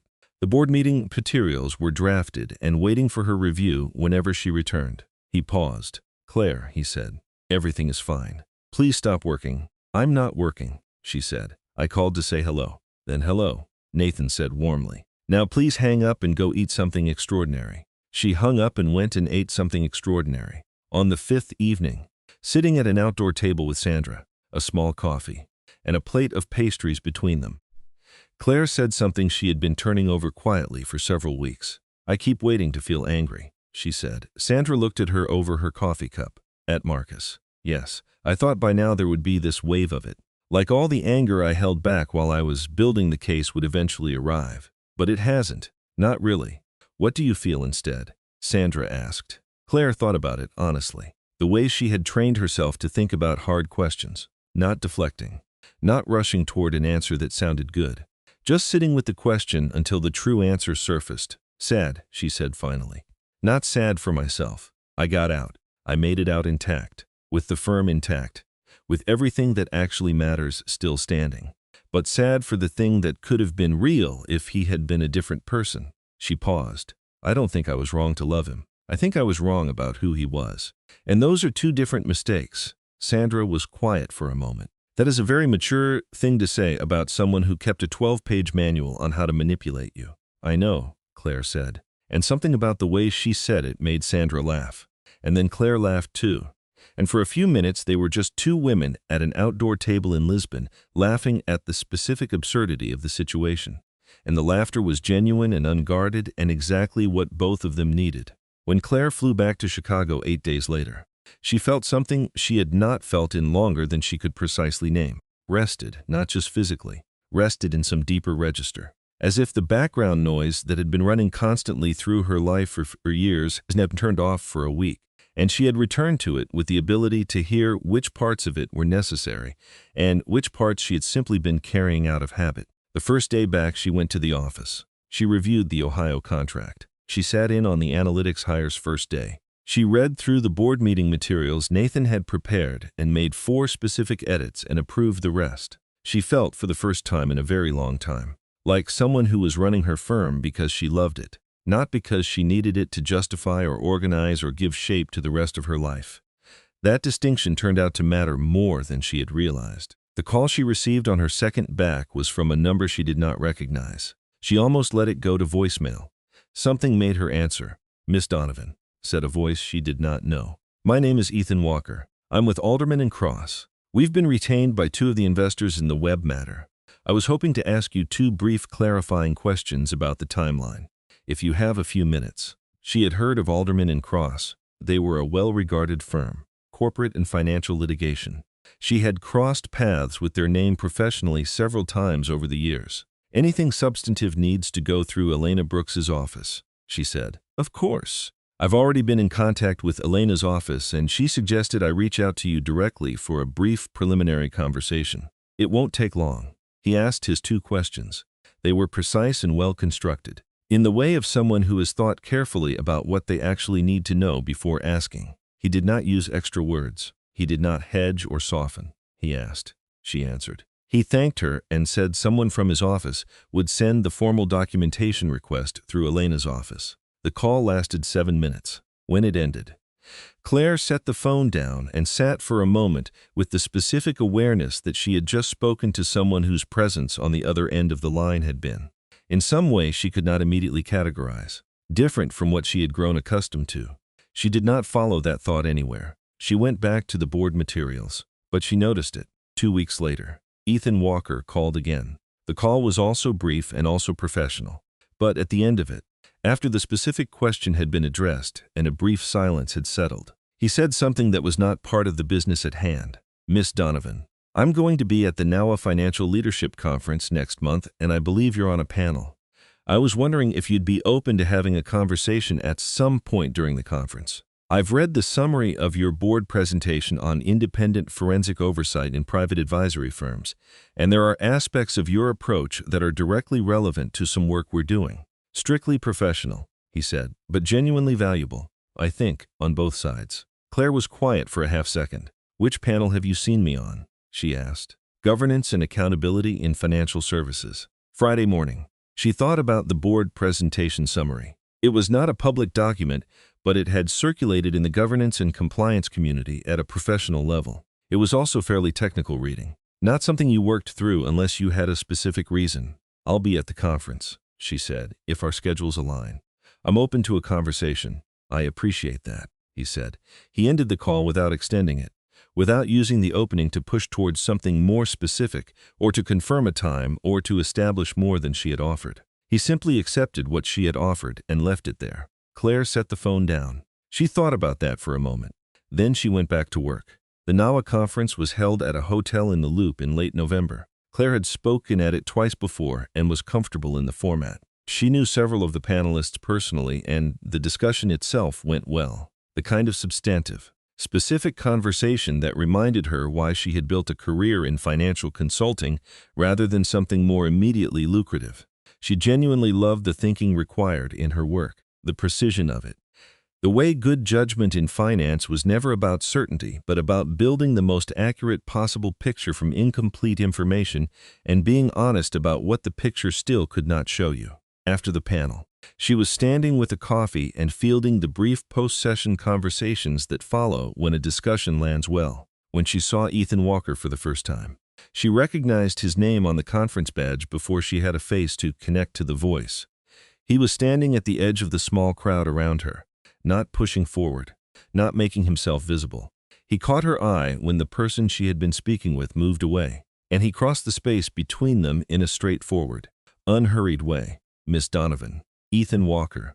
I know, she said. I read your badge. He smiled. It was brief and genuine, the kind of smile that does not require an audience. They found a pair of chairs at the edge of the conference room, away from the main movement of people, and talked for 40 minutes. Not about the investor case, about forensic evidentiary standards in civil financial fraud recovery, about the specific problem of regulatory jurisdiction when fraud crosses state lines, about a paper he had co-authored the previous year on independent oversight structures in family office management, about a paper Claire had been thinking about writing for 2 years and had never started. He asked questions that demonstrated he had thought about the subject before arriving at them. He disagreed with her on one point, something about the appropriate threshold for mandatory forensic review in advisory firms above a certain asset threshold, and he made the disagreement clearly and without apology, and with a specific reason she could actually engage with rather than a general pushback. She disagreed back, with equal specificity. He listened, not in the performative way of someone waiting for their turn to speak again. Actually listened.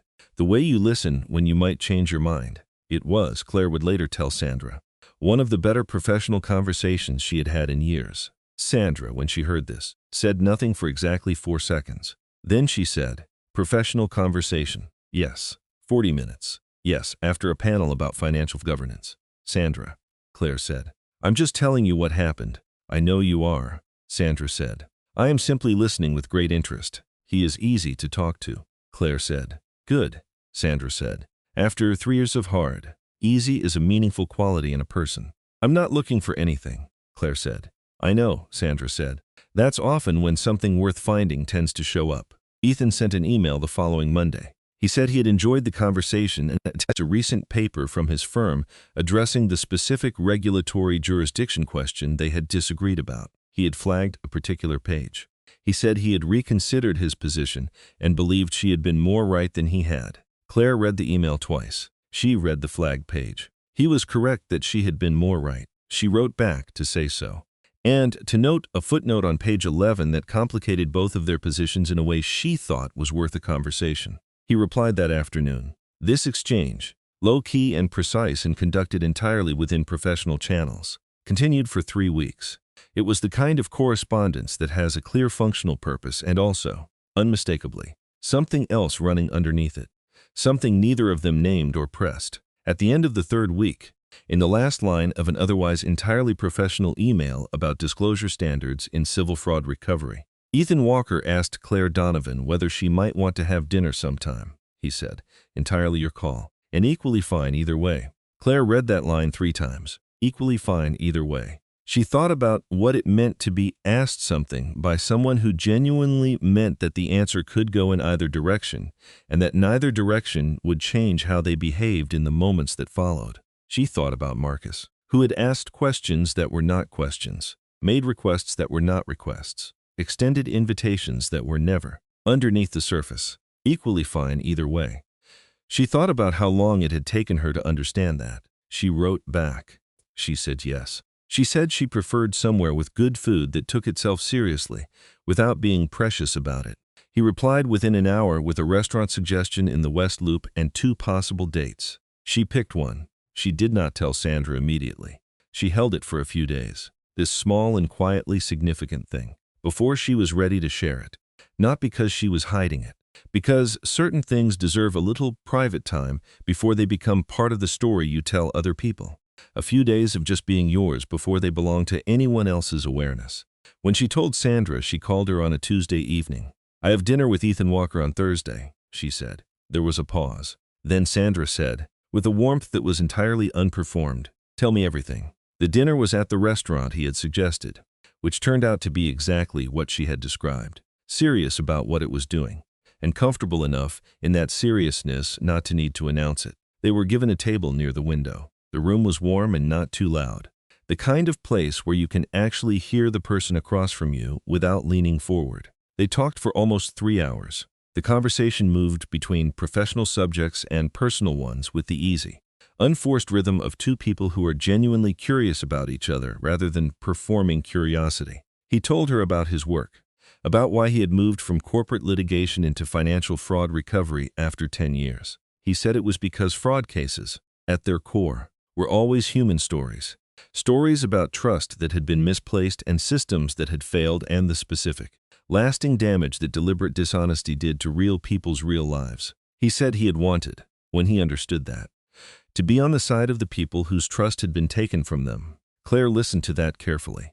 "That is an unusual reason for a litigation attorney," she said. "Probably," he said. "Does it seem like too much?" "No," she said. "It seems honest." He asked her about the firm, about how she had built it from the beginning, not in the way people sometimes asked, with the slightly hollow admiration of someone who is impressed by the fact of success but not particularly interested in the texture of it. He asked about the decisions, about the moments when she had not been certain, about what she would do differently if she had the ability to go back. She told him about her father. She did not do this easily or often, not with people she had known for 3 weeks, regardless of the quality of the emails that had preceded the dinner. But something about the specific way he listened, without filling silences, without redirecting toward his own parallel experience, without offering reassurances that would have been well-meaning and beside the point, made her willing to say the thing that was actually true rather than a presentable approximation of it.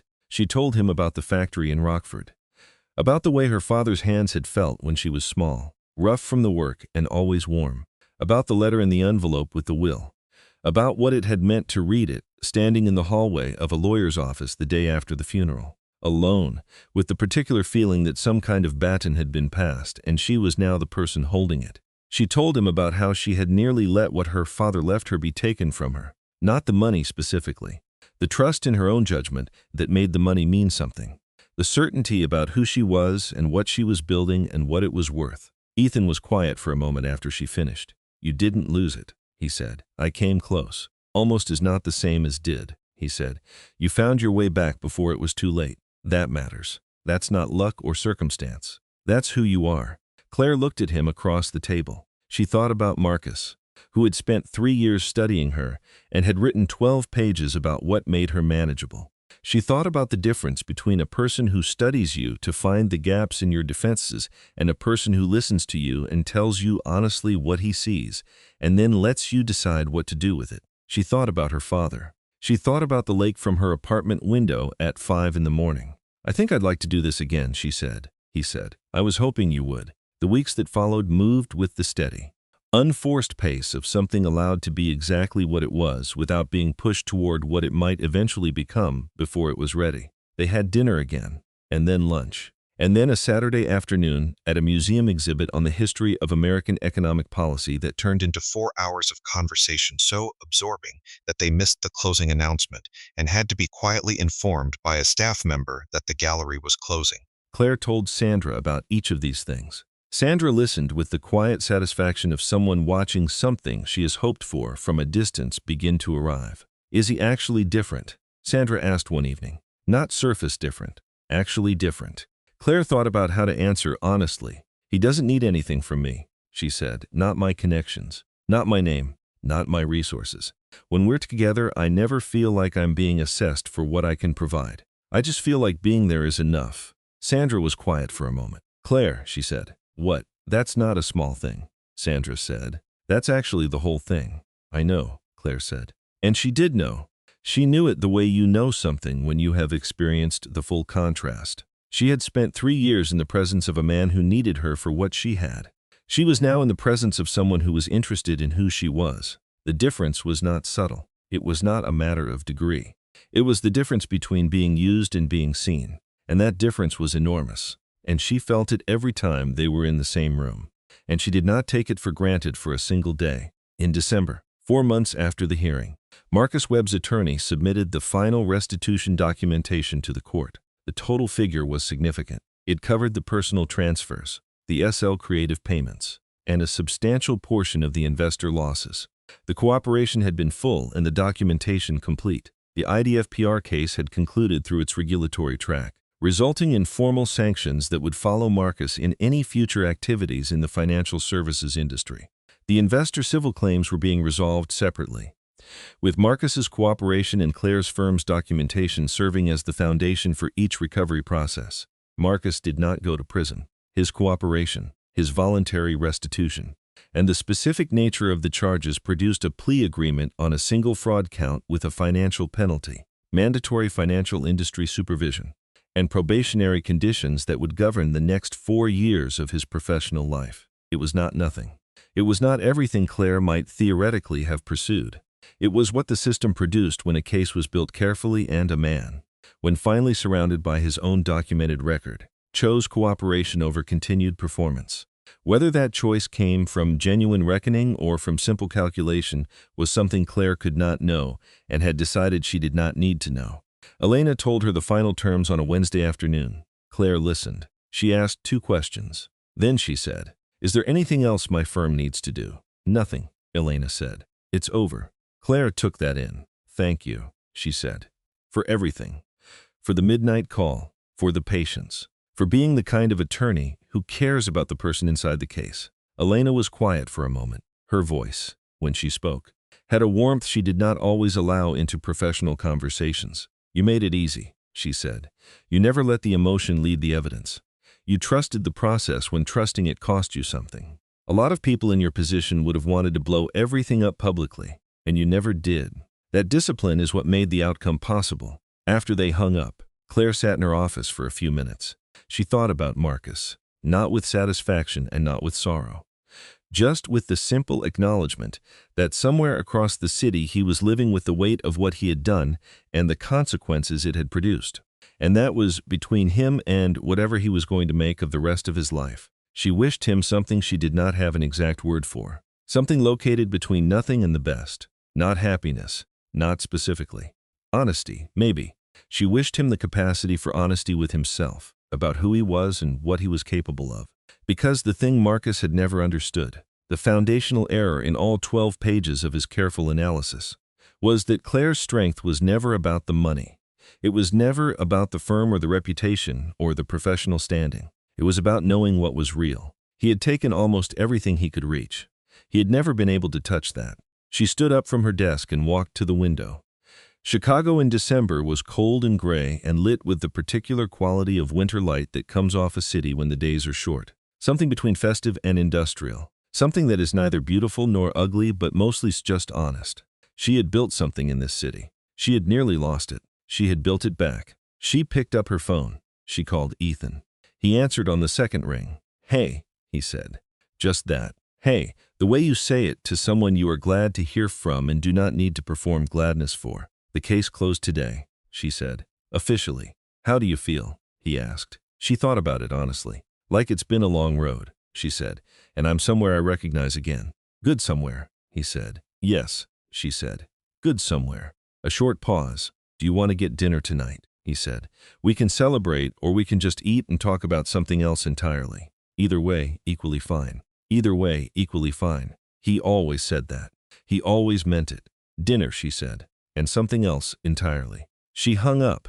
She gathered her coat and her bag. She turned off the office light. She passed Nathan on her way out, who looked up from his desk with the expression he reserved for the rare occasions when Claire left before 7 in the evening. "Everything okay?" he asked. "Everything's good," she said. She walked to the elevator and pressed the button and stood in the quiet of the corridor waiting for the doors to open. In the weeks and months and eventually years that followed, people who knew Claire's story would sometimes ask her what the lesson was, what the takeaway was supposed to be, what you were meant to do with something like that. She always thought carefully before answering, because the easy answers were not the true ones. The easy answer was that you should protect yourself, that you should trust your instincts rather than override them with guilt, that you should watch for the signs of someone who studies you to find what you owe them, rather than listening to you to understand who you are. All of that was true. None of it was sufficient. The real answer, the one she carried quietly inside the experience of everything that had happened, was simpler and harder to make into a lesson. She had confused being needed with being loved. She had let someone's dependency on her function as evidence of connection. She had allowed guilt to operate as a substitute for love because she had been told, in 100 small ways throughout her professional life, that a woman who led with her head rather than her heart was deficient in some essential human quality. And Marcus had found that wound with extraordinary precision and pressed on it until she was paying him to do so. She had done all of that. That was true, and she did not argue with it or soften it.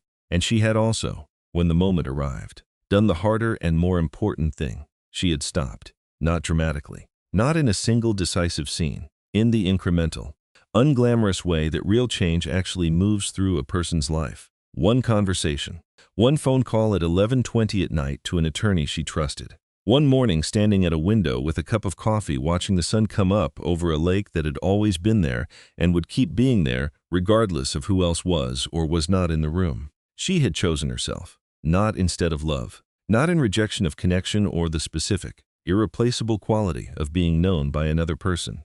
She had chosen herself as the foundation, as the thing that had to be solid and real and hers before anything else could stand on it. And from that solid place she had built back everything she had nearly let go. The firm, which was stronger now than it had been before. Not in spite of what had happened, but partly because of how it had been handled. The friendship with Sandra, which had survived and deepened through the hardest months and was now something she did not know how to imagine her life without. The relationship with Ethan, which was moving forward slowly and without pressure, and with the particular grace of two people who have each, in their own ways, understood what it cost to take something real for granted. The mornings with coffee at the window, the lake, the quiet, steady knowledge of who she was and what she had built and what it was worth. The elevator doors opened. She stepped in. She pressed the lobby button, the doors closed, and the car descended.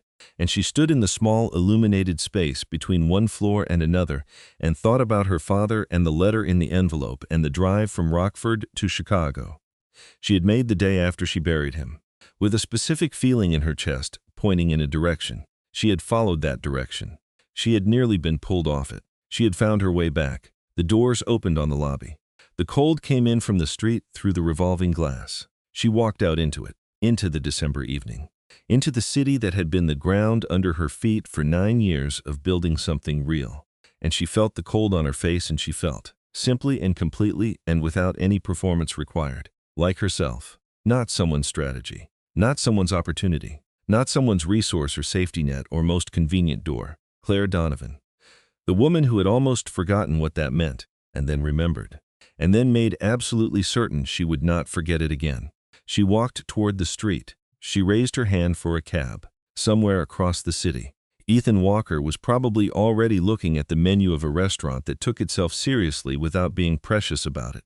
And there was a dinner ahead of her, and a conversation that would go wherever it went, and the rest of the evening, and after that the rest of her life. And all of it was hers. All of it was entirely, irreversibly, without apology, hers.